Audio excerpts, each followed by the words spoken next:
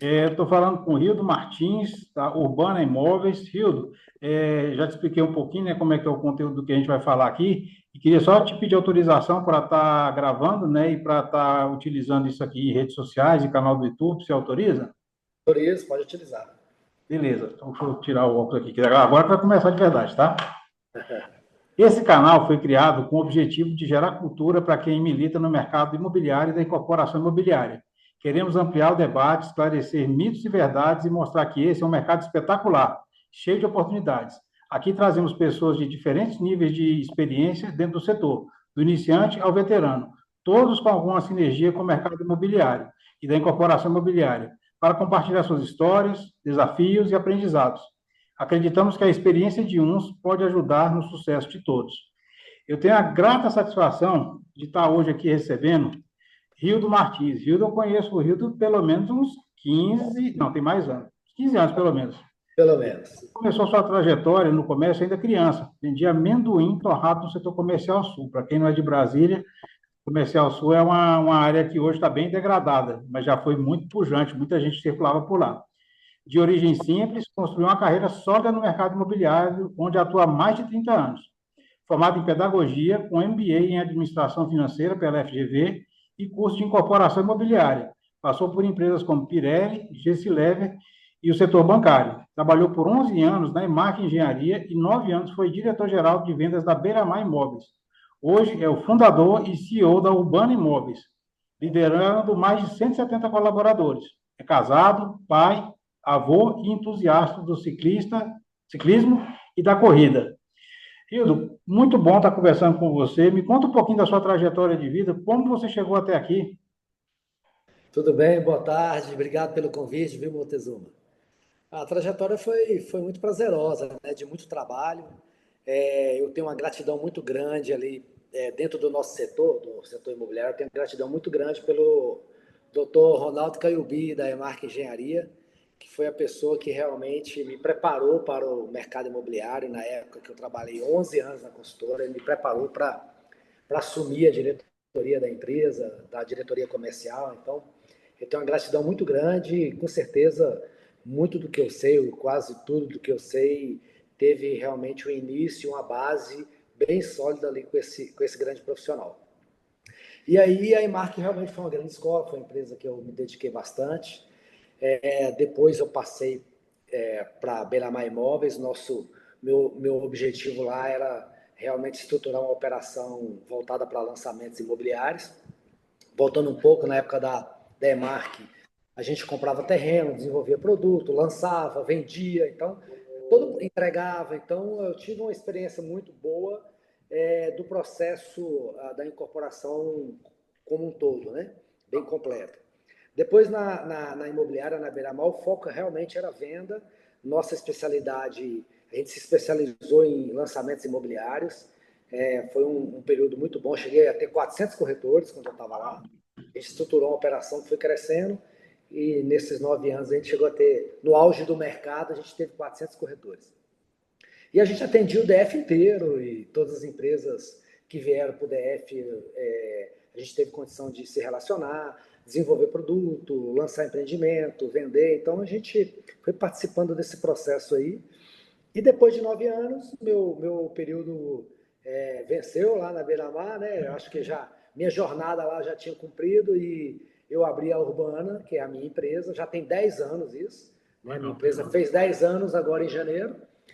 E a gente atua no mercado de revenda, de locação, e a nossa especialidade é lançamento imobiliário.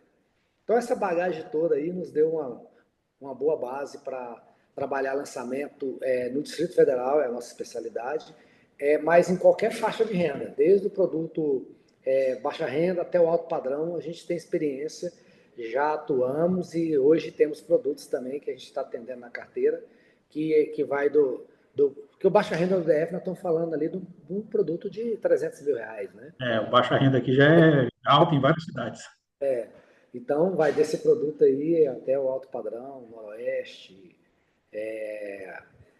Então, hoje você tem aí uma equipe de 170 pessoas, né? Você já geriu uma equipe aí de 400 pessoas. Hoje você está com metade do que foi o pico da sua vida Então, você está assim, muito bem, né? Numa empresa própria, com 170 colaboradores, diretos e indiretos. O mercado de Brasília ele é uma rotina, né? Bem uma constância, né? Bem regular. A gente tem uma certa estabilidade, né? Em equipe e tudo mais.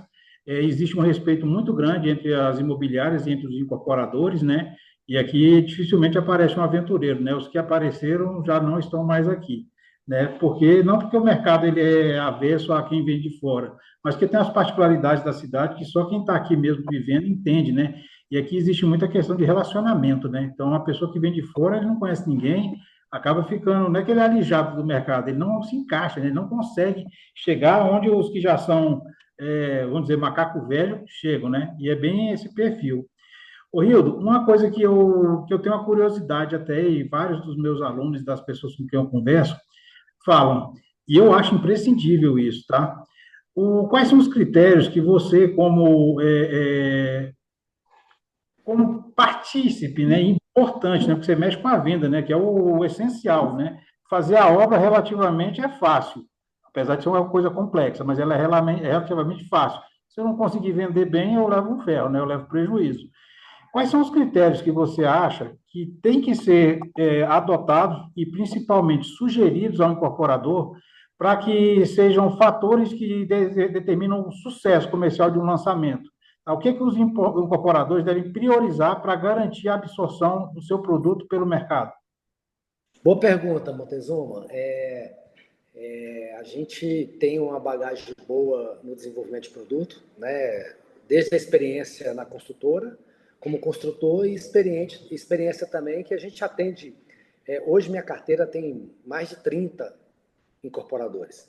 Então eu tenho um incorporador que ele tem uma estrutura muito boa de profissionais nessa área de incorporação, de desenvolvimento, que está lançando 2 empreendimentos por ano. E eu tenho aquele incorporador que ele é mais enxuto, ele lança um empreendimento por vez, então a cada 2 anos ele lança um produto. E aí, nesse caso, eu acabo entrando no processo, né, da incorporação desde o início. E a gente sim orienta esse construtor quais são os pontos positivos ou os pontos que devem mais ser observados, foi a sua pergunta. Em primeiro lugar, tem que comprar um terreno bem localizado. A localização é muito importante, né? Tem que levar isso em consideração, porque a localização ela vai nos dar uma velocidade de venda e talvez também um preço de venda melhor do que talvez o concorrente.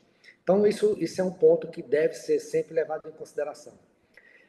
Segundo ponto, o produto, ele precisa, antes do incorporador desenvolver o produto, ele precisa consultar a área comercial, buscar as imobiliárias de referência, conversar com uma, conversar com outra, né? Nosso mercado, todos nós nos conhecemos, nós somos associados da ADM ali, então, assim, tem que trocar essa ideia, porque nem tudo que dá viabilidade para o empreendimento vai dar viabilidade na venda. Então, muitas vezes, o consultor desenvolve um produto inadequado para aquele bairro, para aquele público-alvo, porque a melhor viabilidade foi aquela, entendeu? E para E aquele aí, momento também, né?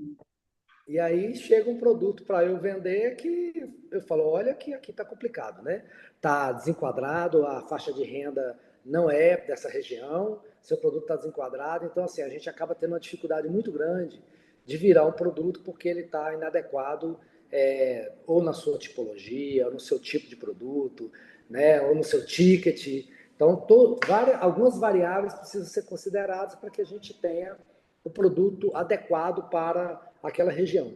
Né? Não só a viabilidade financeira, os números que vêm do arquiteto, né, que podem dar uma boa viabilidade para ele. A melhor viabilidade é um apartamento de 80 metros, um exemplo.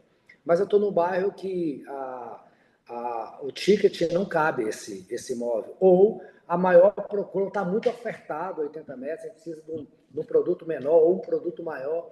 Então, essa troca de ideia com a gente que está aqui na ponta, né, que tem aqui na carteira todo o mercado, que está acompanhando, está vendo o que está vendendo, o que não está vendendo, a que preço está vendendo, é importante para que a gente tenha um produto mais adequado do ponto de vista financeiro, para caber no bolso do cliente, a localização, e também as demandas dos clientes. A gente conversa com todo dia.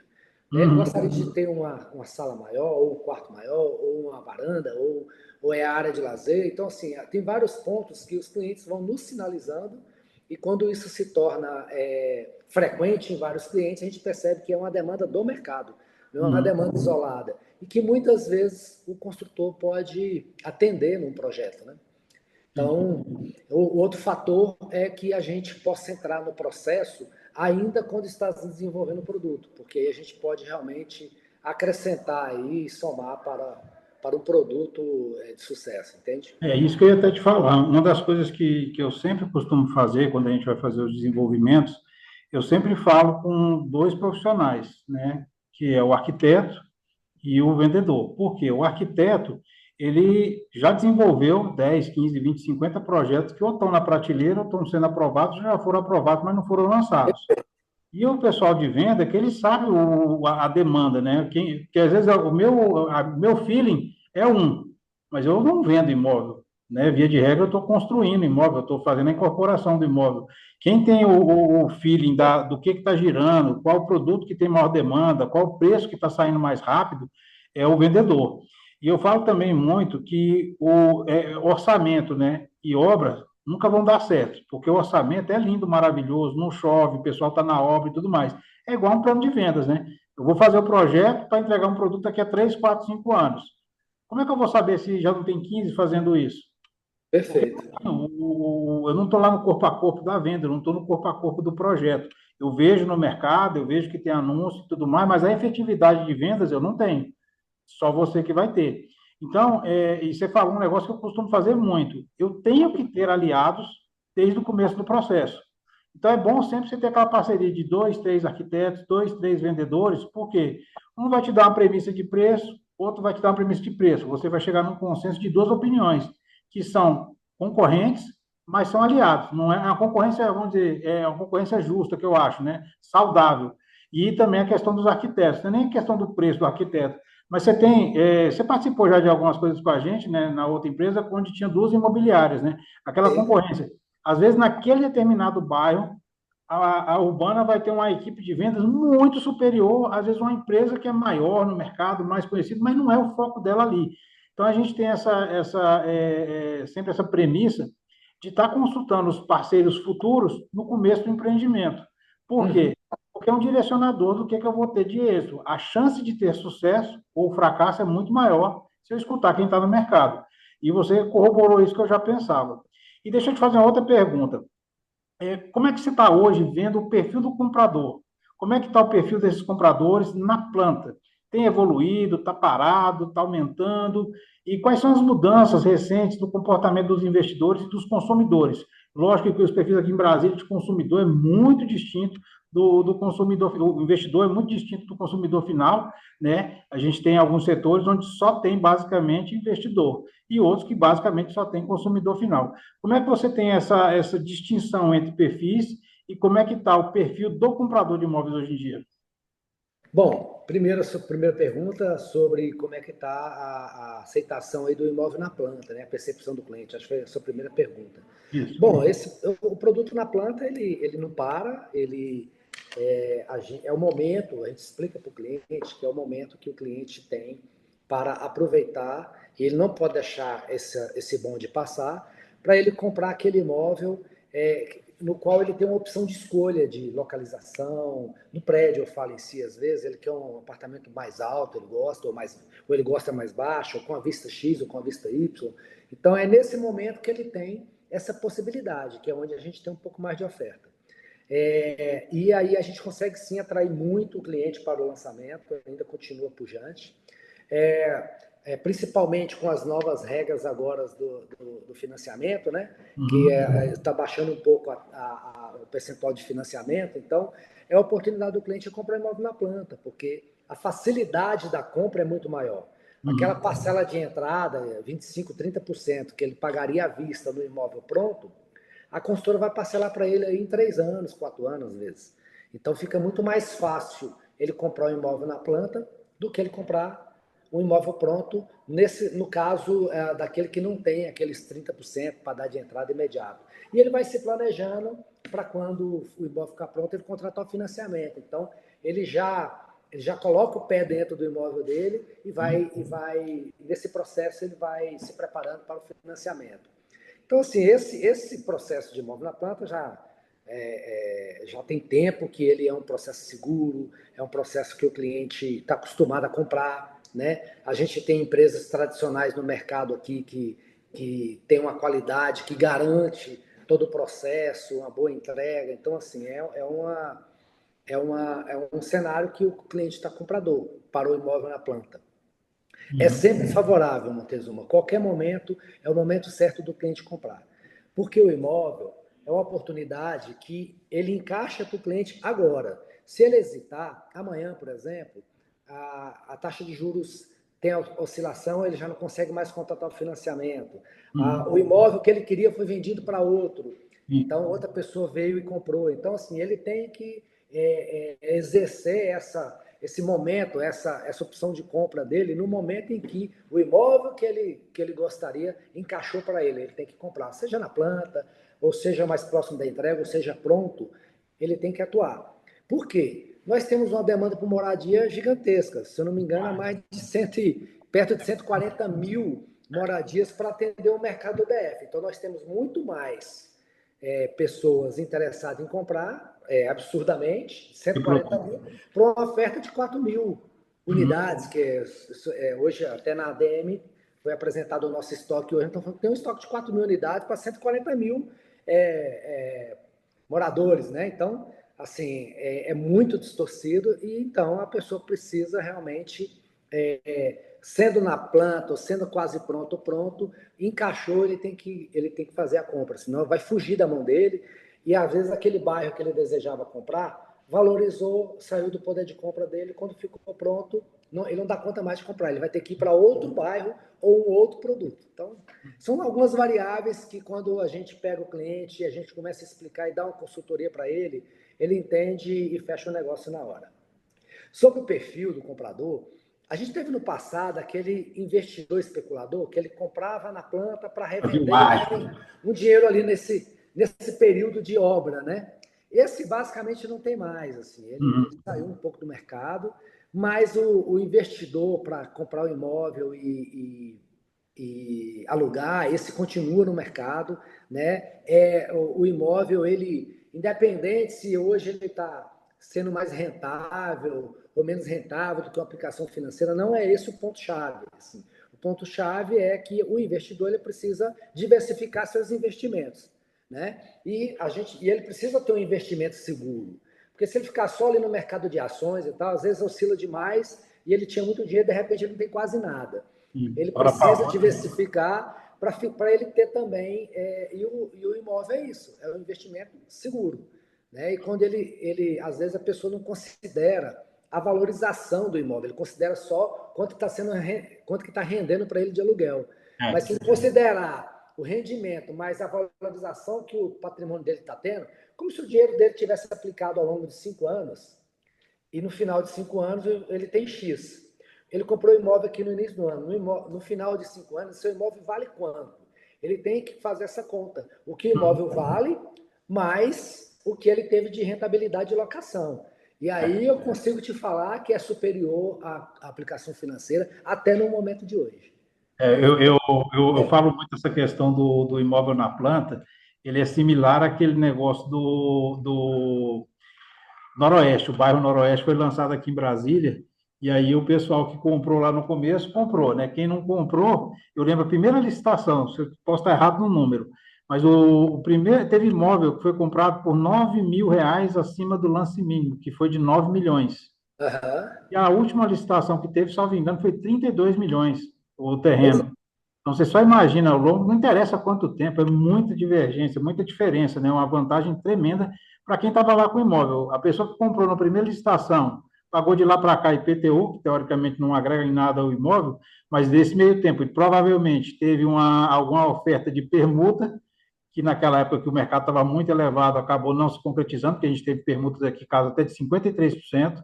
Sim, e aí aí a pessoa, por exemplo, deve ter pago a multa por não ter executado a permuta, então o cara ganhou quase que o preço do terreno, no preço histórico que ele pagou, e hoje ele está lá com o terreno de volta. Então, eu vou dar outro exemplo. Eu estou fechando uma negociação aqui no imóvel que é meu e de um grupo de investidores, e ontem eu tirei a certidão de ontem, eu não lembrava direito o valor nominal que a gente tinha pago. A negociação que a gente está fazendo hoje é quase 11 vezes o valor que foi comprado o imóvel. Pois Então, você é. imagina a disparidade a vantagem que está tendo. Aí você fala assim, não, mas se eu tivesse comprado Bitcoin nesse tempo todo, eu tinha ganho muito mais. Depende, né? Porque se você comprou na alta, o Bitcoin hoje está caindo 5%. Aí teve época, vamos dizer, comprei Petrobras, na época da pandemia, caiu 50%.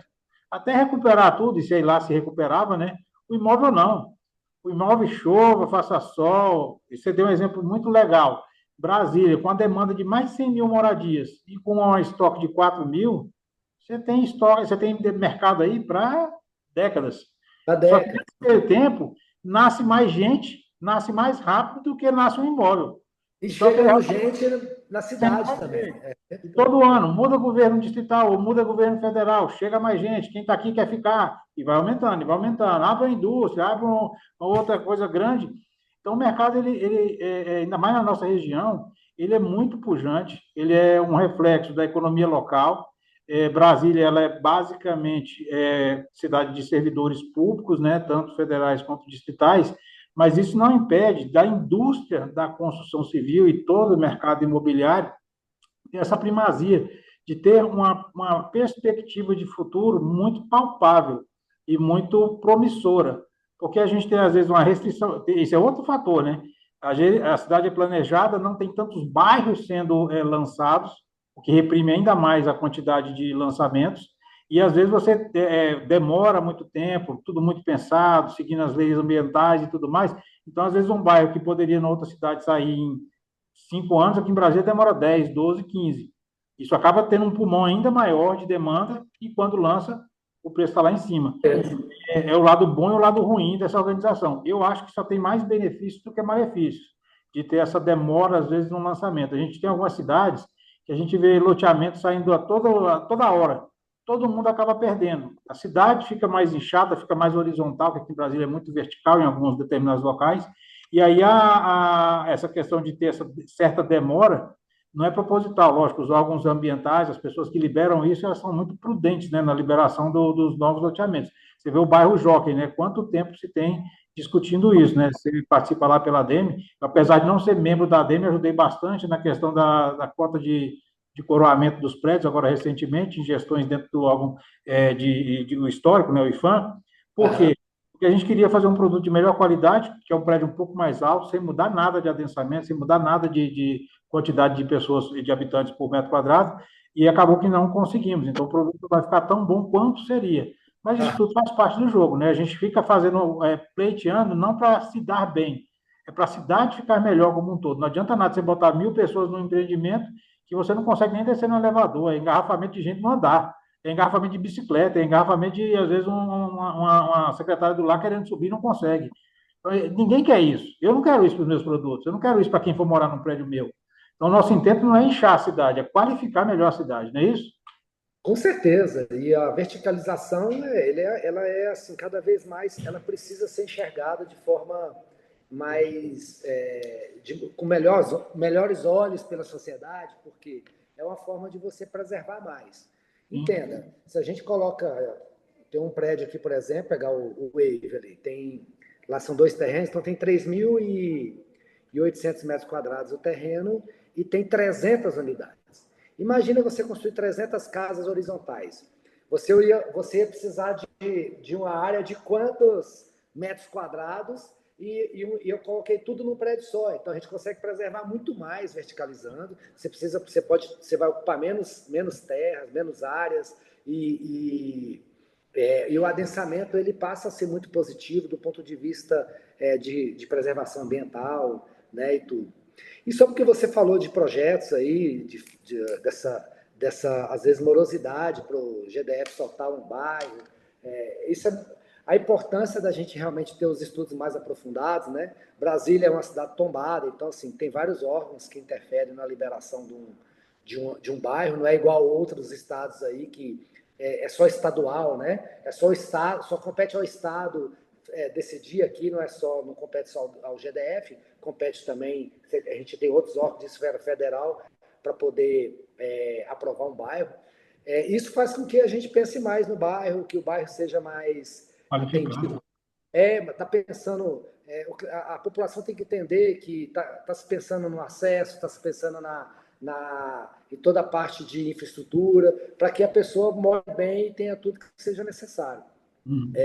Então, criar um bairro não é tão fácil assim, né, Não, Montezuma? é bastante complexo. A gente já viu alguns casos de alguns bairros mais para baixa renda, né, que o GDF fez, aqueles prédios, vários, 10, 12 mil moradias, que você não tem um comércio, você não tem uma quadra de esporte, não tem nada, tem a previsão de ter.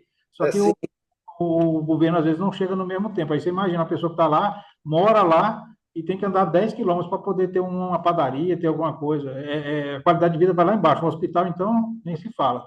fala. E essa questão da verticalização acaba ajudando, né? Tem uma outra coisa que você não comentou, para o ente público, a obra, quanto mais vertical, é muito mais econômica. Você vai gastar menos asfalto, meio-fio, redes. Então, você tem uma economia de escala medonha, muito grande, muito grande. Perfeito, perfeito. Oi, você já comentou um pouquinho sobre a questão dos preços. Agora, deixa eu te falar. Eu sei que você ajuda muito os incorporadores. Como é que você tem de estratégia para você precificar um lançamento? Como os incorporadores podem encontrar o equilíbrio entre a viabilidade financeira e a competitividade? Eu vou dar um exemplo. Muito tempo atrás, eu fiz um prédio para uma pessoa na quadra 301 de Águas Claras. Quem não é daqui não vai entender, mas depois eu explico com mais calma.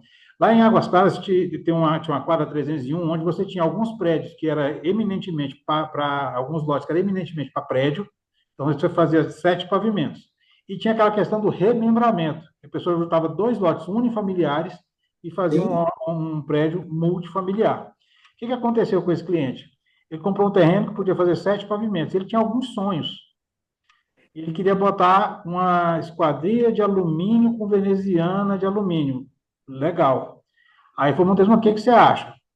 Aí eu falei, olha, o seu vizinho aqui do lado juntou 2 terrenos, ele tem um potencial somado que é maior do que o seu, e a compra dos 2 terrenos tem um preço menor do que o seu. E ele não vai fazer isso. Então, o que acontece? Ele pagou mais caro no terreno, construía menos no terreno, mas queria fazer um produto que atendesse o anseio dele. Eu falei, você vai ter que lançar para o comprador um intento seu e você vai querer a contrapartida financeira por esse benefício.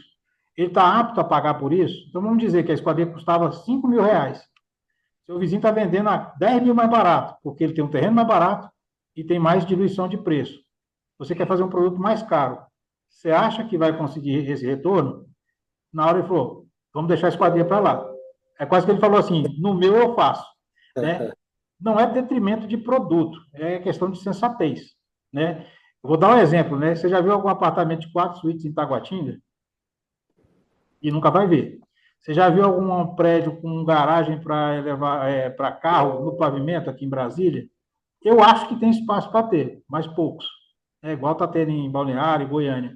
Então, tem alguns produtos que a pessoa tem que deixar de ter o idealismo e passar para a parte prática. Tem o público, vai ter absorção, eu vou conseguir comprar e efetivar o meu produto. E aí, como é que você ajuda o incorporador a definir produto com preço? Porque tem 3 fases, né? Produto, preço e velocidade. sim, Como é sim. que você faz essa equação? Então, quando a gente fala de um bairro no qual a gente tem vários lançamentos em várias fases, você pega Samambaia, por exemplo, é fácil, né? Porque eu tenho vários produtos hoje na minha carteira em várias fases, em lançamento, ou no meio da obra, ou quase pronto, ou pronto.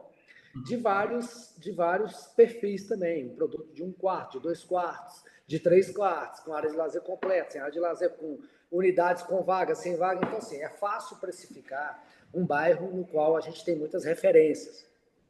Águas Claras é fácil, Noroeste é fácil. Difícil é a gente ir partir para um bairro no qual a gente ainda está iniciando, né? E o exercício é esse. Qual é o preço máximo que o mercado paga Para aquele produto. para que eu possa desenvolver um produto que esteja aqui? Então, assim, não adianta eu pensar um produto sem eu olhar meu público-alvo. Eu preciso realmente entender se o meu público-alvo ele tem a capacidade de pagamento para aquele produto. E sim, dentro, por exemplo, dentro de um produto. Samambaia é muito legal a gente entender isso. Porque Samambaia, eu tenho um produto Codab, né? Tem um produto ali que ele está na faixa 1 ali. Então, assim, aquele cliente que é inscrito no Codab, ele vai pagar um valor. No mesmo bairro, eu tenho um outro produto, também é Codab, mas ele já é um produto um pouco melhor, uma faixa de renda no qual ele vai ter que financiar, dar entrada, é um pouco mais. Eu tenho um produto que é uma incorporação sem Codab, no qual ele vai ter que dar entrada e financiar a diferença sem ter participação do governo, né? Em relação a subsidiar um terreno, até um produto mais barato que o governo subsidiou. Está fora do programa do governo. Já é um produto do incorporador, entendendo as oportunidades de mercado e lançando. Outra faixa de preço no mesmo bairro.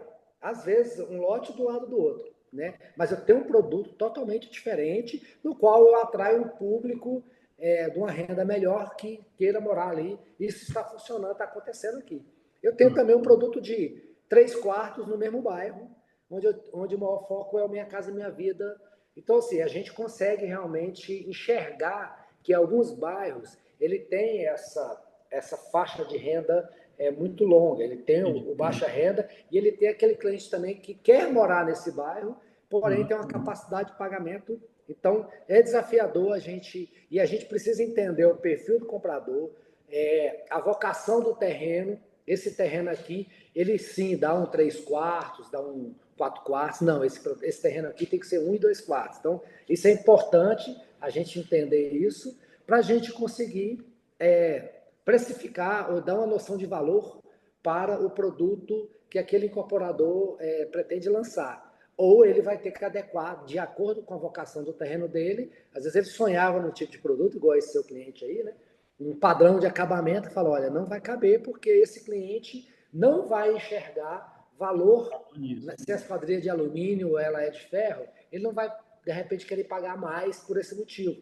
Então, se esse público-alvo não enxerga esse valor, é melhor você não colocar, porque você vai agregar valor no seu produto, mas não vou agregar no preço. Então, tem que ponderar isso, né? Então, assim, essas análises são importantes para a gente conseguir definir o produto certo e se o valor que a gente vai conseguir trabalhar esse produto vai atender, vai fechar a conta para o incorporador, se vai dar viabilidade para ele, né? Então, eu já vi casos, Rildo, de ter gente até, por exemplo, uma área de lazer muito grande, né? Tem um empreendimento aqui em Brasília, lá em Samambaia, se não me engano, tem mais de 11 mil metros de área de lazer. Tem gente que vai se sentir com receio do custo futuro que isso vai gerar de condomínio. Então, assim, eu já vi casos, e naquela época que estava uma concorrência muito grande lá em Samambaia, eu fazia sempre com fachada revestida e pelo menos uma suíte. Então, você acha que foi um diferencial muito grande, mas sempre a área de lazer era justinha, porque o custo fixo, né, de você ter, às vezes, um piscineiro, o cara da sauna, tudo mais, acaba gerando um custo para um condomínio que, por mais que seja diluído, a depender do público, R$ 100, R$ 200 a mais no condomínio, pesa, pesa. Então, acaba que é aquela vantagem que, às vezes, você acha que é boa e não se torna tanto. Só para te dar uma luz também, tem muito tempo isso, tá? Mas muito tempo mesmo. A gente fez um empreendimento lá em Águas Claras uma vez, e como é que é a questão de mercado, né? Como é que muda? Lá em Águas Claras não computava a parte térrea, né? O comércio na parte térrea. E eu não fiz comércio no térreo do prédio, você imagina? Hoje, em Águas Claras, eu sei lá... 50% não computava. Não, então... Até 50% do terreno, eu não se fosse fiz comércio, não computava, né? Não fiz comércio. Imagina hoje quanto é que não valeria isso. Por quê? Porque na época não tinha essa demanda. Então, a vivência, né, é muito cíclica dentro de uma cidade. Eu falo muito quando a gente vai entregar condomínio também. Mas esse regimento aqui, quem fez foi a construtora. Isso não serve para a nossa realidade. Aí eu falo assim, vem cá, qual que é a sua realidade? Você só vai saber a realidade do condomínio, né, daquele novo grupo que se formou daqui a 6 meses. Vai ter um que é mais expoente, que quer ser o líder, tem um que é assim, tem um que é assado, daqui a pouco começa. Usando muito a área de lazer, começa a desgastar demais, um reserva todo dia, daqui a pouco começa a criar uma regra, ó, 3 vezes é de graça, a quarta já é paga. Então, é a mesma coisa a cidade, né? O condomínio, daqui a 6 meses, você refaz o regimento, agrega algumas coisas, suprime outras, e a questão da cidade é a mesma coisa. Naquela época, quando eu fiz o empreendimento, zero necessidade de ter comércio. Chega hoje em dia, seria talvez o meu VGV mais, a performance melhor de VGV teria sido na loja, Pois mas é. passou, fica É para a aquilo que ele próxima. falou, né? Hoje, por exemplo, a vocação do terreno, dependendo da localização, ele realmente, uma loja tem uma vocação muito grande de ter o comércio ali. Águas Claras é um bairro que ele consegue absorver no mesmo prédio lojas unidades residenciais, né? Então, funciona bem aqui, é muito bom. Eu moro aqui em Águas Claras, né? Então sou suspeito, mas sou apaixonado pelo bairro, mas isso funciona bem. O que isso traz para a cidade, né? Quando você tem essas possibilidades? Você evita o deslocamento de veículo, porque às vezes você, poxa, eu quero ir numa padaria, você desce e vai ali a pé. Eu quero ir num banco, tem ali. Eu quero ir numa clínica, tem aqui perto. Quando você não tem esse comércio próximo, faz com que você pegue o carro e vá até outro lugar e tenha necessidade de estacionar, e cada vez mais a gente tem mais veículos e menos estacionamento, então aí começa a complicar, né? Mas esse conceito de você poder, dentro do seu bairro, a pé, resolver tudo próximo, é uma realidade aqui em Águas Claras hoje. Na época que eu fiz isso, era aquele conceito que já caiu faz tempo, que Águas Claras era cidade dormitório.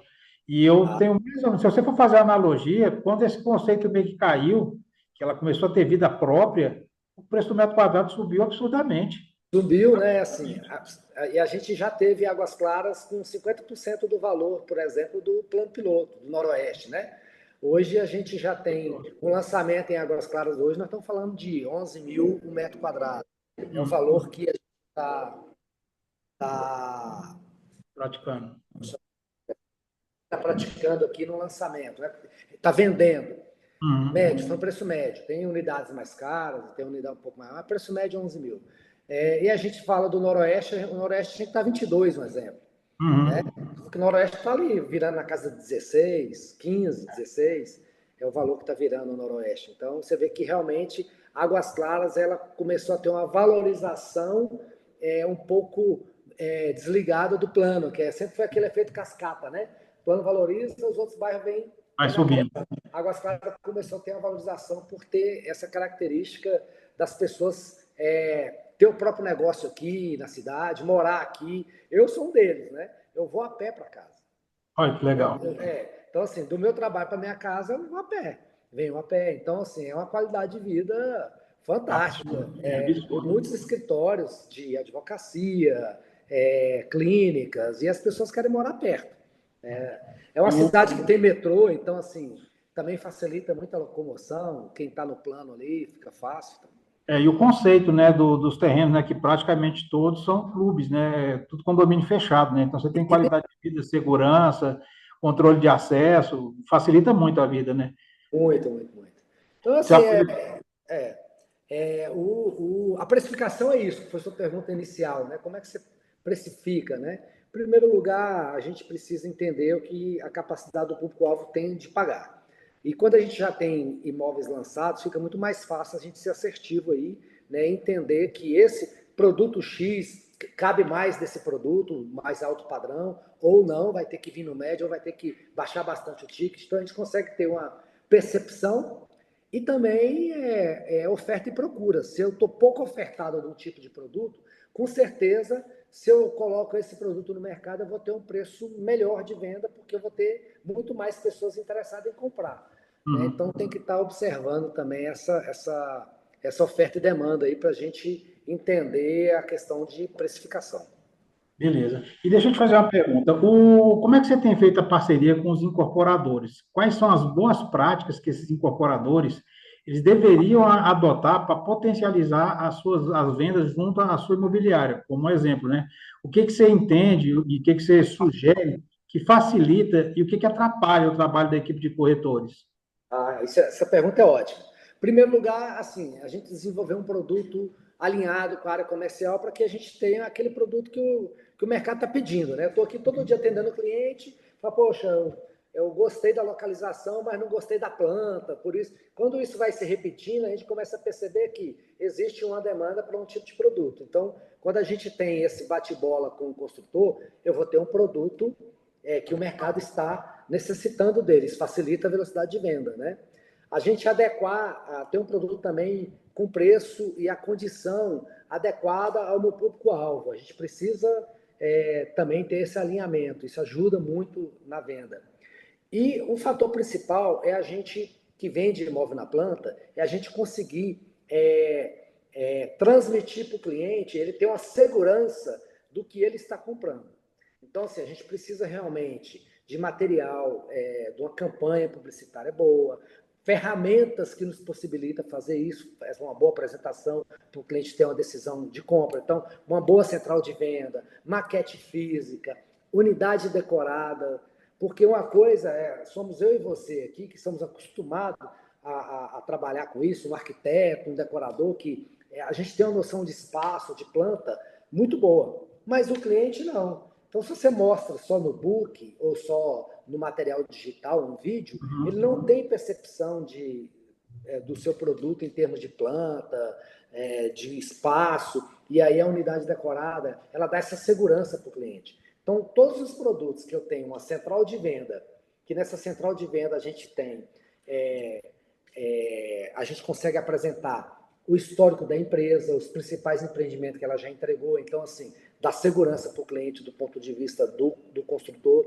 A gente consegue apresentar para ele uma maquete para ele entender como é que é o empreendimento, a posição do apartamento, para onde está virado em relação ao bairro, né? A área de lazer embaixo, como é que está tudo composto ali. Então, essa segurança, e por fim, a gente leva o cliente para uma unidade decorada, no qual ele consegue se ver morando ali, com todos os móveis. Então, a gente fala, realmente, aqui, esse imóvel, seja uma casa, seja um apartamento, ele cabe para a minha família. Então, esse processo ajuda na decisão de compra, ele tem segurança, e hoje ainda a gente consegue, em alguns empreendimentos, na central, a gente apresenta qual é o material que está sendo aplicado ali, né? Então, o tipo de laje que está sendo aplicado. Então, o cliente começa a perceber o tipo de construção, a tecnologia de construção que você está usando ali. Por que isso?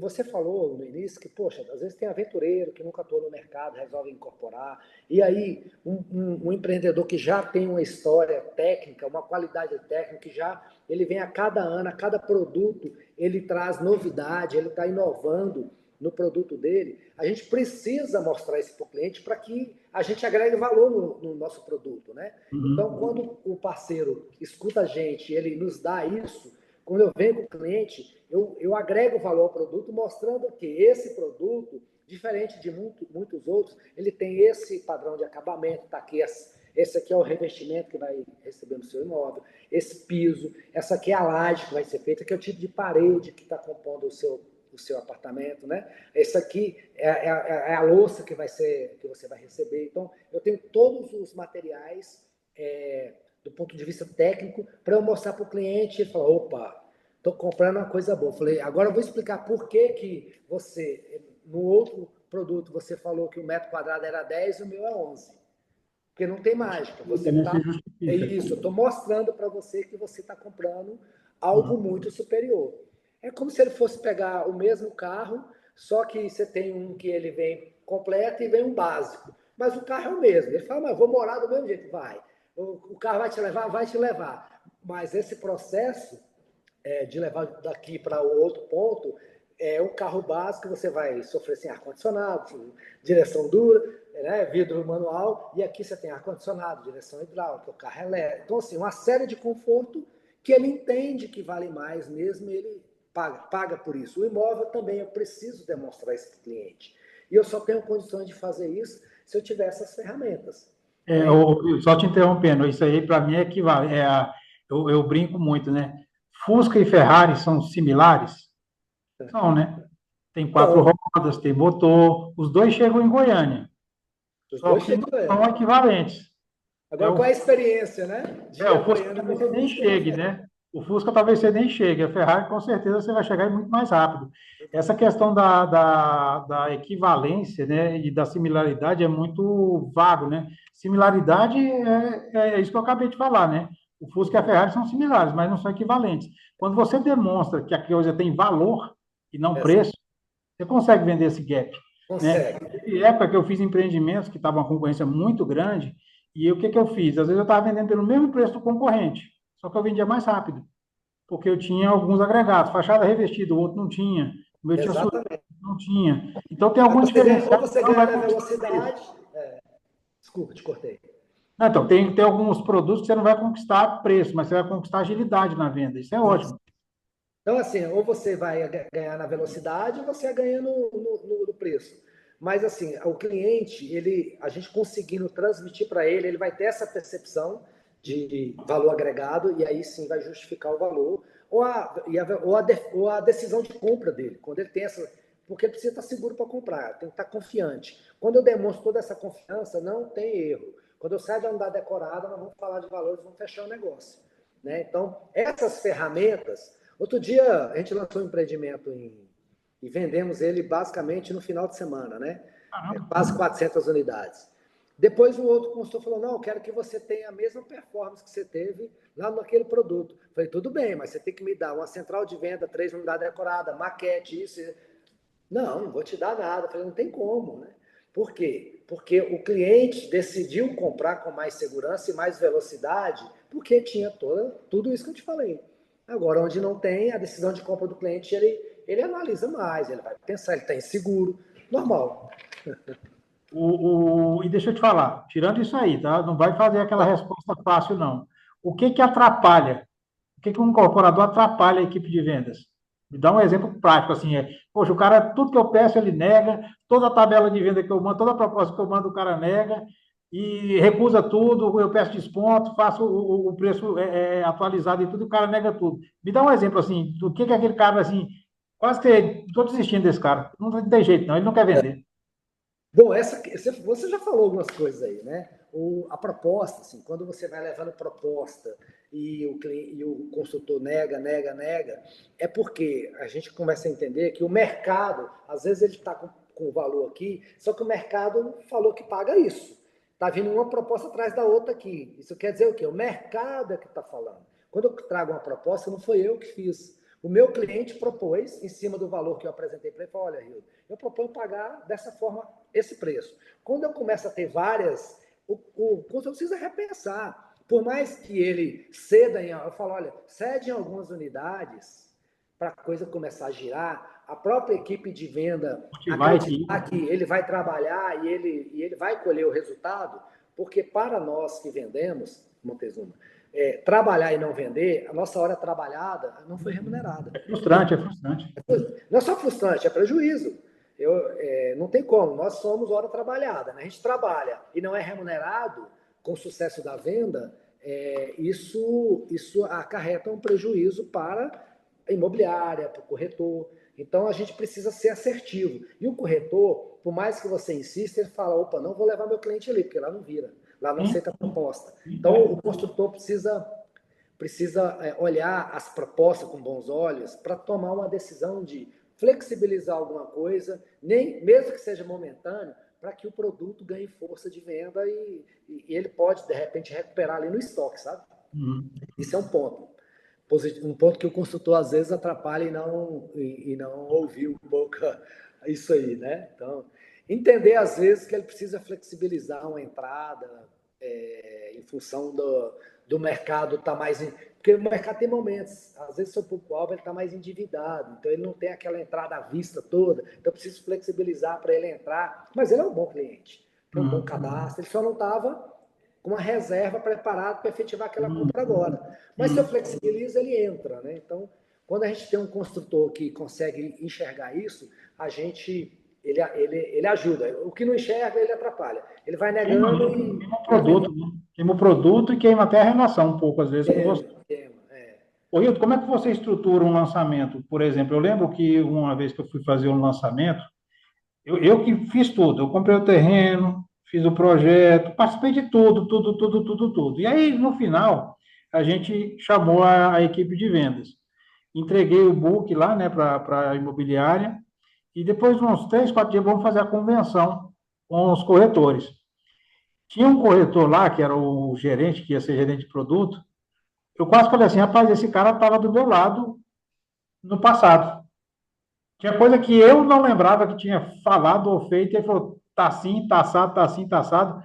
Ele depurou o produto, ele decorou, depurou todas as informações possíveis e imagináveis daquele empreendimento, ele sabia. Tinha coisa que eu não lembrava e ele sabia. Um cara desse não tem como não ter êxito na venda. Ele não tem como não vender muito mais do que os outros. Ele não tem como não ter sucesso naquele empreendimento. Como é que você destaca uma pessoa dentro da sua equipe para ser o gestor, o gerente? Lógico, você deve ter uma pessoa que é chefe de equipe, mas ele não consegue ter 20 empreendimentos. Então, às vezes, tem que destacar um daqui de baixo e começa a criar novos Isso. gerentes de produto, né? Como é que você qualifica esse seu pessoal dentro da sua equipe? Então, primeiro assim, a gente tem essa, na nossa estrutura, a gente tem essa pessoa que a gente chama de coordenador de produto. É o dono do produto aqui na empresa. Ele é que vai replicar todo o conhecimento, toda a parte, toda a informação do produto, dar treinamento, participar de um fechamento, dar informações necessárias, às vezes uma dúvida ali, ele está ali pronto para dar aquela informação, né, do produto dele. Então, a gente tem essa figura. Como que a gente identifica essa pessoa, né? Realmente essa pessoa ela começa a se destacar no grupo, né? Ela tem um perfil melhor de liderança, é uma pessoa mais organizada, é uma pessoa que tem essa capacidade de estar buscando mais informação. Ele vai se destacando e a gente vai preparando essa pessoa para ele ser um coordenador de produto, né? E aí, dentro dessa preparação tem sim um conhecimento técnico do empreendimento fundamental, ele tem que ter todas as informações. Então é uma pessoa que vai ter um contato direto com o construtor para estar buscando todas as informações técnicas possíveis, todas as informações comerciais, então todas as informações estão concentradas nesse profissional e ele é que vai diluir essa informação no time, né? Você me perguntou inicialmente como é que a gente prepara esse lançamento. Então, assim, tem previamente essa figura que ele entra antes da gente convidar os corretores. Eu tenho a figura do coordenador de produto, ele vai tendo treinamento, informação, e a gente desenha toda uma estratégia no qual a gente tem a gente faz um cronograma, né? E em cada momento a gente vai entrar com um tipo de informação ou com uma estratégia de venda de acordo com o produto. Então, tem produto que a gente percebe que eu vou ter que represar muita venda aqui e abrir venda no mesmo dia, ao mesmo tempo, para dar aquele boom. Então, a gente vai trabalhar aqui 2 meses. Então, assim, tem uma estratégia para isso que a gente desenvolve. O corretor, ele não tem a informação 100% nesse momento, ele tem que ter informação na hora certa, porque senão ele atropela o processo. Então, tem produto que a gente já faz convenção, já entrega a tabela, e já abre venda naquele dia. É um produto que vai ser vendido durante a obra numa média de vendas muito mais linear do que aquele produto que a gente quer vender 30% na largada, 40%, às vezes até 80%. Né? Então, dependendo da estratégia e do produto, dá para virar ele quase todo numa lapada ali, numa data X, né? E aí a estratégia a gente vai desenhando de acordo com o produto, de acordo com a verba que a gente vai ter para lançar o empreendimento. Então, tem empreendimento que tem uma verba X que me permite essa estratégia. Tem empreendimento que a verba é muito pequena, então, assim, eu tenho que adequar uma estratégia de venda para aquela verba. Tem que entrar dinheiro para começar, para fomentar a parte comercial. Então, assim, eu vou ter que vender para entrar dinheiro, para investir, para ter um stand de venda, uma andar decorada daqui 4 meses. Então, assim, o que eu deveria ter na largada, eu vou ter só daqui 4 meses. Então, assim, tem vários cenários, de acordo com cada produto, com cada construtor, que a gente desenha a estratégia para lançar o produto dele, considerando e ponderando várias situações, né? Todas no final da conta, é importante é o seguinte, ao término da obra, a gente está com ele 100% vendido ou quase 100% vendido. Esse tem que ser o objetivo. Dependendo da forma que largar, ele tem que terminar dessa forma. Então, aí a gente vai corrigindo rota. Aí, às vezes tem 24 meses, 36 meses para a gente poder ir corrigindo e virando, né? E vai depender de tudo isso, desses fatores todos que eu te falei, e principalmente de recurso financeiro, porque para mim entregar uma central de venda, 3 unidades decoradas, tudo que eu preciso antes de lançar o empreendimento, tem que colocar muito dinheiro na frente. Então, às vezes, tem incorporador que não está com essa condição, então a gente vai ter que fazer diferente. Me ajuda a responder um sócio meu. Pergunta assim, vamos dizer, se o comum de mercado é pagar 5% de comissão, por que eu vou pagar para esse corretor, para essa empresa, e não para aquela empresa que tem mais divulgação, que tem mais corretor, que tem mais expertise no mercado? O que eu respondi para ele? Confiança, Sim. parceria e resultado. Ah, mas o cara que tem muito mais isso aí, ele tem mais resultado. Foi quem disse que tem mais resultado? Porque às vezes ele tem muito mais produto para vender e, teoricamente, ele pode ter uma concorrência interna muito grande com o seu produto. Né? Porque, às vezes, a condição do outro incorporador é melhor do que a sua, e é natural que, às vezes, o corretor prefira vender o produto do Zé do que do Chico, porque a comissão é melhor, porque o prêmio é melhor. Não, que ele vai oferecer todos, lógico, né? Mas ele, às vezes, vai dar uma preferência para aquele que dá um retorno melhor para ele. Eu entendo que o bom corretor é aquele que vende. O cliente chegou na imobiliária, ele vai oferecer o book todo. Porque se você tem 10 produtos e o corretor for uma pessoa convincente de confiança, dificilmente ele não fecha a venda. Se ele não tem dinheiro para esse, ele oferece esse e vai, ele não deixa o cliente sair de lá. Sim. É mais ou menos isso, né? Mas, Eu assim, de certo ou errado para o meu sócio? Eu vou te explicar, aí você me responde se foi certo ou foi errado. É questão de ponto de vista. Por exemplo, eu tenho uma empresa hoje grande de lançamentos, talvez a maior do mercado de Brasília, e uma carteira grande. Então, tem produtos que eles são concorrentes dentro da minha carteira. Hildo, e você vende mais do que se eu colocasse numa imobiliária ali que não tem nada? Eu não tenho dúvida que eu vendo mais, porque eu tenho mais força de venda.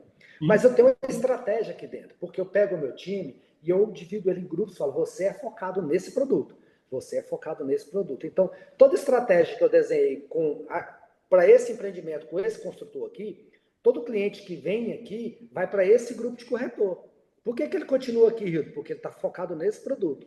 E ele tem que apresentar e tem que esgotar esse empreendimento. Ele só pode apresentar um outro produto se realmente esse cliente não tem perfil para esse. Ele não tem condições financeiras, ou ele não é o que ele buscou.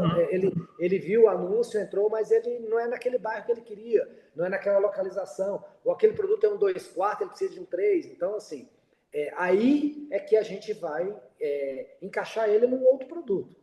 Mas aí também isso acontece que esse aqui não era o ideal para esse cliente e é esse. Então, exato. Então, assim, fomenta na minha carteira um giro muito maior de clientes que veio atraído por um produto, mas o perfil dele não é para esse produto, é para esse. E quando é que eu migro ele, que eu entro com segunda opção? Quando eu percebo que, ao fazer a entrevista com o cliente, quando eu percebo que esse produto não é o ideal para ele, não é o que ele está buscando. Falo, olha, dentro do que você me falou, o produto ideal que eu tenho aqui para você é esse. E aí aí tem alguns fatores que pode ser que ele não consiga, esteja fora do orçamento dele, né? Então eu falo, então vamos fechar esse aqui, você vai se adequar à sua família aqui, daqui 1 ano a gente vende esse imóvel, eu te ajudo a ir para o imóvel do seu sonho. A gente vai fazendo essa consultoria com o cliente. Esse é um dos fatores por que eu vou vender mais, né? A questão, tem outra questão, assim, aquilo que eu te falei, a nossa empresa está preparada para dar essa consultoria para o consultor do início ao fim. Todos os meus parceiros, eu falo para ele, eu vou lançar esse produto, mas eu vou lá na convenção, na reunião de constituição do condomínio, eu vou lá para a gente entregar o prédio. Eu vou lá, junto. E eu vou vender até a última unidade, eu não vou abandonar você. Então, entender que nossa empresa ela é estruturada e tem capacidade de atender um empreendimento do início ao fim. Eu não vou só naquele melhor momento do produto, vou lá, coloco venda, depois você fica na mão, aí você fala, caramba, cadê meus parceiros de venda? Eu vou, em reunião hoje, discutir, às vezes, um empreendimento tem estoque de 10 unidades, né? De 100 unidades, eu falei, Rio, ainda tem 10 unidades. Eu falei, vamos aí para a gente desenhar uma estratégia para a gente liquidar. Então, assim, a minha responsabilidade com o parceiro é de Legal. realmente viabilizar o negócio. Eu também Uhum. fico sem dormir. Quando o seu produto não vende, você fala, caramba, estou botando meu dinheiro e o produto não está vendendo. Eu também estou sem dormir. Você está, eu também. Eu falo, caramba, meu parceiro lá precisa virar o produto e eu sou o cara responsável em dar toda a orientação e fazer essa parte comercial acontecer. E não está acontecendo. O que eu vou fazer? Então, assim, eu também estou com você no mesmo barco. Ótimo. É diferente de quando você pega uma pessoa ali que, eu tenho um cliente para vender, eu tenho aqui 3 corretores, deixa eu vender. Ok. Às vezes é positiva a venda, não quero menosprezar o trabalho dele, mas Uhum. gostaria que o incorporador enxergasse, a gente entrega muito mais do que venda. É isso que eu queria falar. Sim, Né? sim. A nossa empresa entrega muito mais do que venda. O principal é vender. Estamos aqui para isso. Esse não faz sentido você me chamar e eu não vender. É o principal. Mas a gente agrega muito mais, estratégia. Está buscando. Teve um produto uma vez, Montezuma, que estava derretendo. Eu liguei para o consultor e falei, vamos subir o preço porque vai derreter. Sério, pode subir. Eu fui subir 5%, depois subi mais 5% e não parou de vender. Então, Ótimo. assim, eu consegui melhorar em 10% o resultado dele.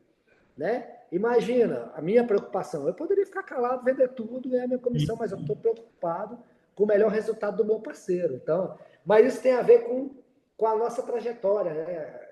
30 anos no mercado, Montezuma. Então, assim, a gente está junto aí com um incorporador já há 30 anos, comprando terreno, desenvolvendo. Tem parceiro que, para comprar o terreno, tem que ir lá e falar, pode comprar. Não compra. Então, assim, tem parceiro que a gente atua desde o início do processo. Tem parceiro que é mais no meio, mas não tem problema.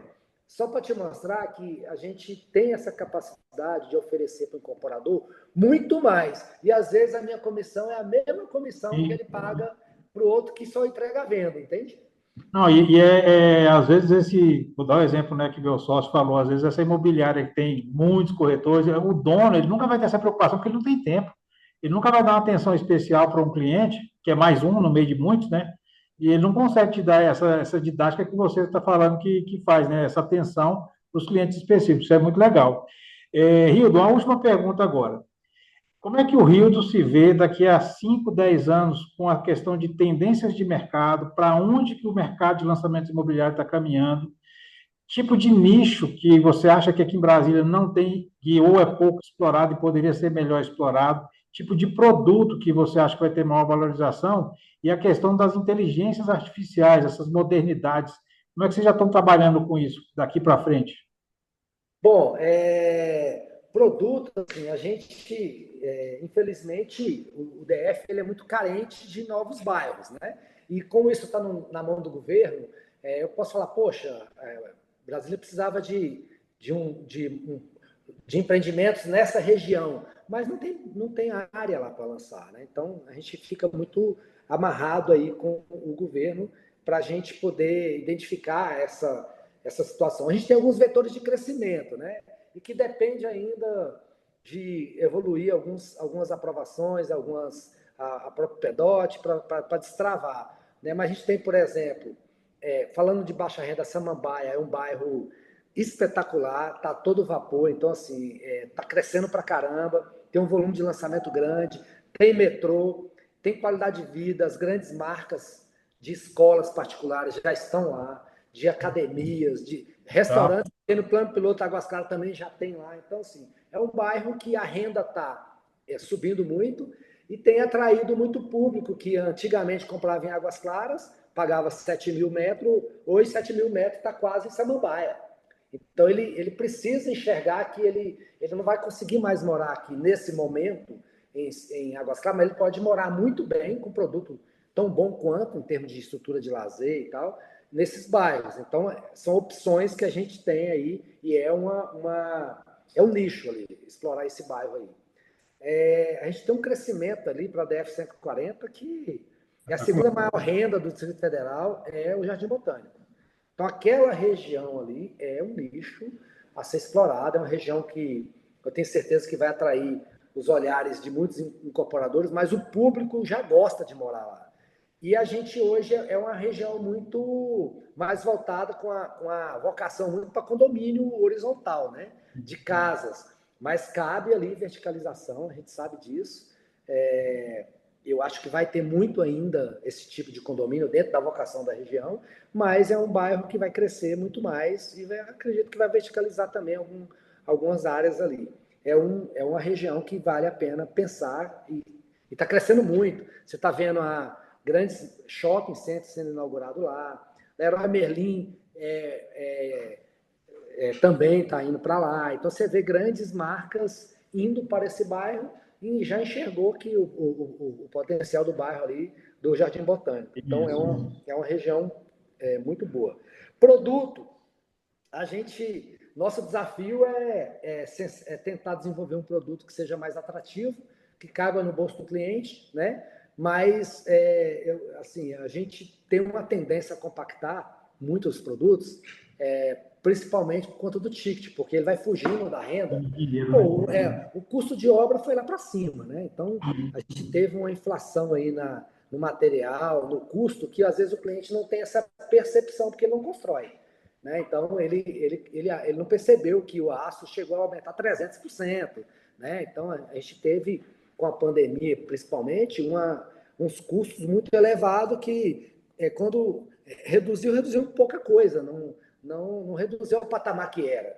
Mas, e aí, o preço de venda não tem mais jeito. Você não tem, ninguém vai comprar, nenhum vendedor de celular vai comprar o celular por 1.000 para vender por 800. Não existe. Né? Nenhum feirante vai na Ceasa comprar laranja sei lá, 20 reais a dúzia para vender por 15 reais a dúzia. Então, assim, o construtor também precisa ter resultado. E aí, isso tem que ir para o preço. E o preço puxa e ele desenquadra da renda do bairro.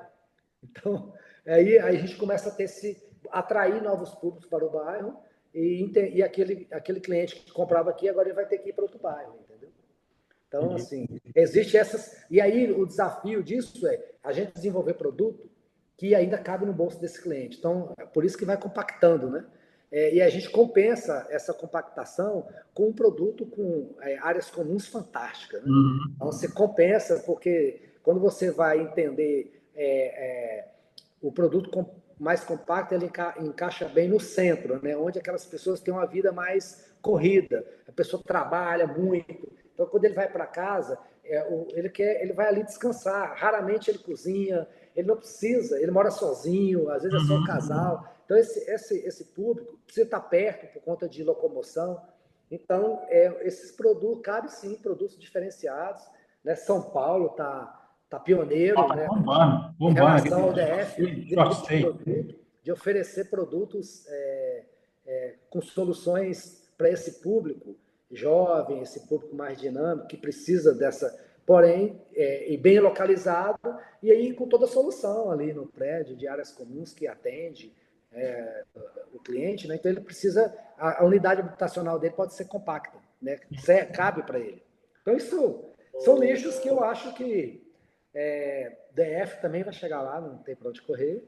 Vai ter alguns produtos que, todo tipo de produto encaixa em todos os bairros, né? Tempos em tempos você tem demanda para absorver. E eu acho que alguns produtos ainda não chegaram aqui, mas vai chegar, e quando chegar vai ser bem-vindo. Oi, eu vi essa questão de tecnologia. Você já está usando inteligência artificial? Você tem alguma coisa que a Urbana já está já utilizando ou em vias de utilizar algumas coisas mais otimizadas para facilitar o trabalho e a divulgação e coisas do tipo?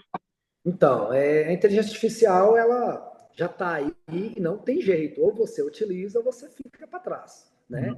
Ela realmente auxilia. Então, a gente já começou a implantação. A gente não está 100%, eu estou aqui mais ou menos a 40% da implantação da IA, mas a gente já percebeu toda uma mudança, né? A qualidade do que eu entrego para o meu cliente, nesse primeiro momento, o cliente entra em contato comigo, eu faço um anúncio, e ele entra em contato comigo. Quando ele entra em contato comigo, eu tenho uma inteligência artificial aqui, que é na figura de uma pessoa, que eu dou um monte de informação para ela, e quando o cliente entra em contato, ela começa a dialogar com esse cliente. É um diálogo, é como se ela estivesse falando com um corretor mega preparado. Que tem resposta na ponta da língua, sabe? E que não erra. Então, eu consigo dar um padrão de qualidade para o atendimento do seu produto. Atenção. aquilo que não pode ser deixado de informar nesse primeiro momento, a IA consegue entregar tudo isso para esse cliente no primeiro contato. Então, ela dá velocidade e ela entrega qualidade. E se esse cliente, por acaso, é um cliente que só teve tempo de fazer um contato 2 horas da manhã, porque é o horário que fica livre, a IA está atendendo ele 2 horas da manhã. Você entende? Então, assim, eu dou velocidade, eu atendo ele no momento que ele pode falar e eu dou todas as informações necessárias para que ele dê continuidade no atendimento comigo.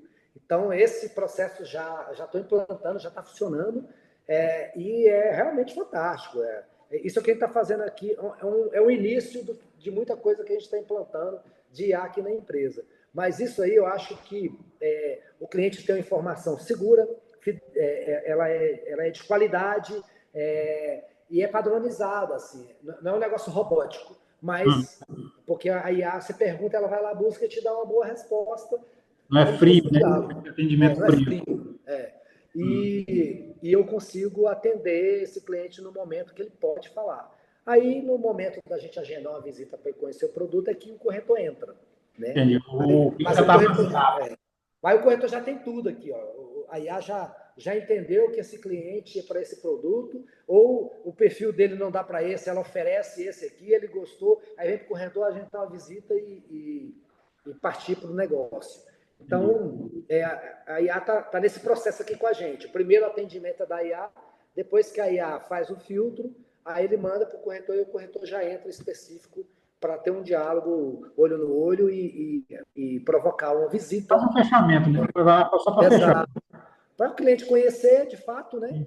Ele vai conhecer pela IA, ele vai ter algumas informações ali, mas é mais limitado, para provocar essa visita, para ter o olho no olho, para a gente poder evoluir com esse cliente. Então, isso a gente já estava implantando aqui. Então, a IA, do ponto de vista da imobiliária, ela não tem como, ela vai dar muita velocidade no processo. Melhor que você não vai precisar pagar comissão para ela, né?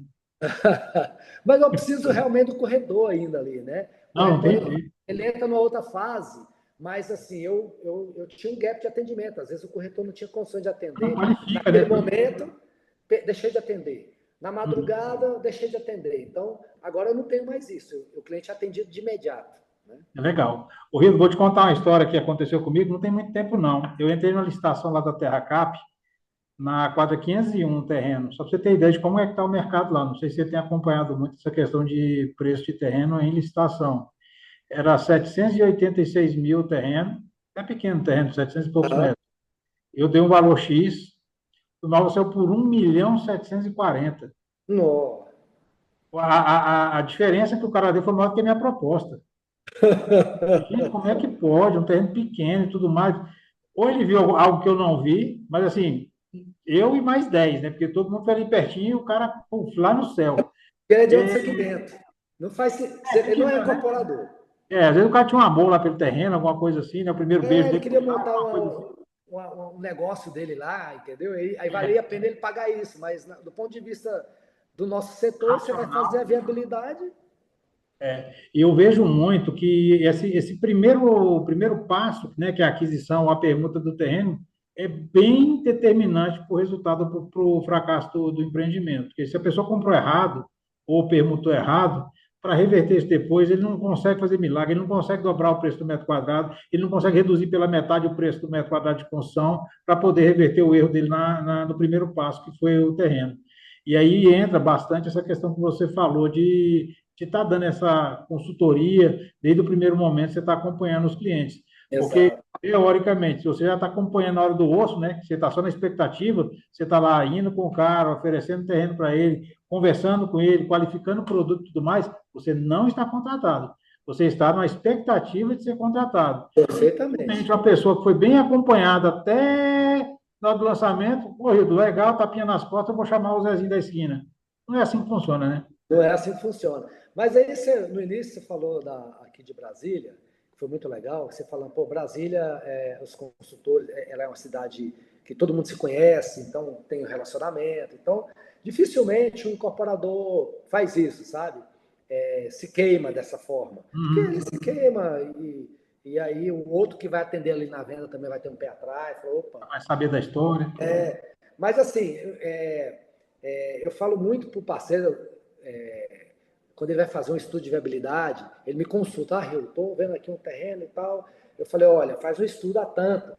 Se passar, mas você está vendendo a 11 mil metros, faz o seu estudo de viabilidade a 9, porque assim, você tem outras variáveis, que não é só preço de venda, e muita coisa a gente não vai conseguir recuperar no preço, igual você falou.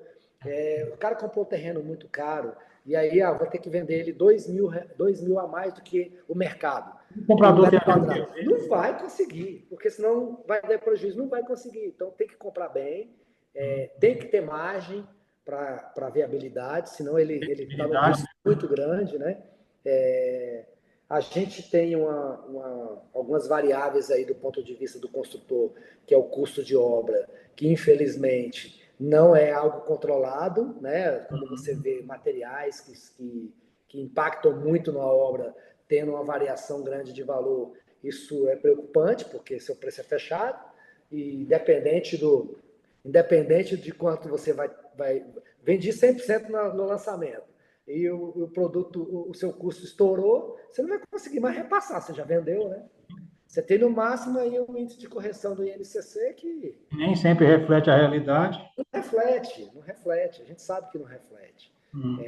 E aí é isso. Então, essa segurança de comprar bem que você colocou é fundamental. Ou permutar, ter o pé no chão. Eu já intermediei permuta, terrenos aqui, eu intermediei alguns. E eu falo para o proprietário do terreno, eu falo, olha, esse percentual que você está querendo não tem como. Mas eu posso fechar com fulano ali. Você vai fechar, vai passar 2 anos, você vai rescindir contrato, você vai ficar enrolado juridicamente, essa pessoa pode segurar 10 anos, é melhor você fechar no percentual viável, um cara que eu conheço que é sério, que vai te entregar um bom produto, e aí eu convenço ele a chegar no percentual, porque senão não viabiliza, entendeu? Melhor coisa. Você viu isso lá no Noroeste, né? Sim, foi vários casos lá. Não só no Nordeste, 52%, em vários devolução. lugares, né? Em vários lugares. Ô, Hildo, você me comentou do PDOT, ontem a gente até, eu representando o Sinduscom, entreguei lá para a deputada que agora é presidente da Comissão de Assuntos Fundiários, né, um convite para no dia 19, agora de fevereiro, a gente fazer uma palestra lá no Sinduscom, com todos os entes, né, envolvidos, né, a comunidade em geral, ADEME, Sinduscom, CODESE, Secov, FEComércio, Fibra, né, e outras entidades.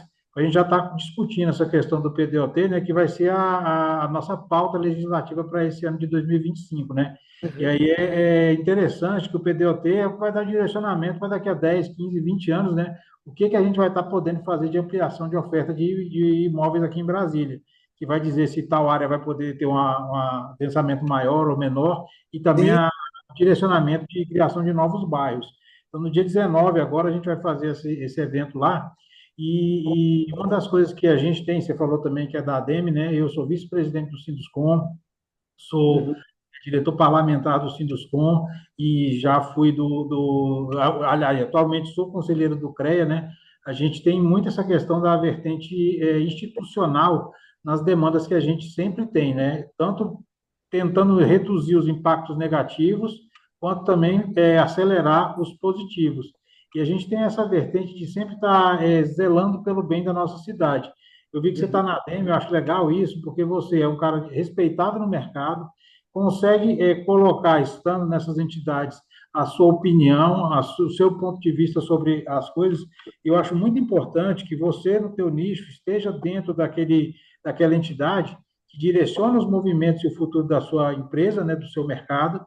Isso é importante para caramba, porque tem muita gente que não vê valor e está, às vezes, filiado ao Secov, filiado ao Sinduscom, filiado à ADEM, mas isso é imprescindível, não só por questão de relacionamento e network, mas por questão de você estar podendo ter primeiras informações que estão vindo de lá e também o seu ponto de vista é importante. Como é que você vê o papel das entidades representativas de cada nicho dentro do setor da construção civil como um todo, aqui em Brasília? Você assim acha importante, você acha imprescindível ou você acha desnecessário? Muito boa sua pergunta, Motezuma. Infelizmente, assim, a gente, na ADEME, por exemplo, se eu não me engano, deve ter só apenas 3, 4 imobiliárias. A maioria são incorporadores.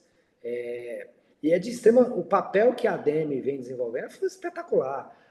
O Secov, eu também sou associado, e eu fico incentivando as imobiliárias se associarem para ter força, porque uma entidade é forte quando ela tem uma participação grande, né? Representatividade. Tem que ter representatividade, tem que ter atuação. Então, as nossas entidades hoje, o Sinduscom, a ADEME, o Secov, são assim, entidades que têm tido um papel fundamental, de vários pontos de vista. Né? Então, a gente, às vezes, está circulando alguma lei que prejudica todo o setor imobiliário, que vai impactar lá no cliente, e as entidades estão de olho nisso, falando, opa, vamos fazer frente aqui, porque senão isso pode prejudicar e vai impactar no cliente lá. Né? Às vezes liberação de verba, é um bairro inteiro que está sendo prejudicado por falta de vias, então assim, a entidade está dando peso ali para que isso seja cumprido por parte do setor público, né, para que a gente tenha para a sociedade, não é só para o empresário. A questão do PEDOT, por exemplo, que vocês estão encabeçando lá no Sinduscom, mas hoje mesmo discutiu isso hoje lá na ADEME, a importância da presença de todo mundo lá no dia 19, porque é um momento que é uma audiência pública, todo mundo tem que estar participando, né? É hora de falar, é hora de todo mundo participar. Porque se a gente não aprovar esse PEDOT agora, daqui a quantos anos para tentar colocar em pauta de novo? Né? Então, a gente está ficando atrasado, porque a cidade muda, as expectativas Muito mudam, dinâmica, né? o perfil muda, a dinâmica da cidade muda, mas a gente está travado a um PEDOT que não atende mais às necessidades. Né?